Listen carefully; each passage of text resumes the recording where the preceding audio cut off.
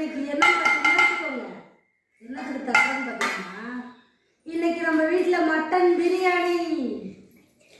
வாங்க எப்படி இருக்குன்னு திறந்து பார்த்துடலாமா?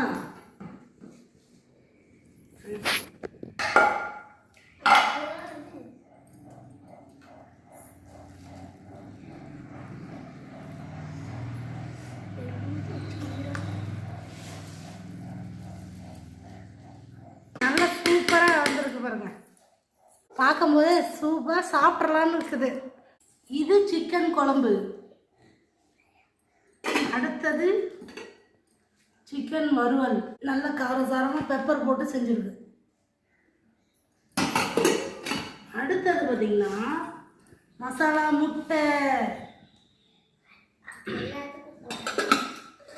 இது பார்த்திங்கன்னா தயிர் பச்சடி. வாங்க சாப்பிடலாம்.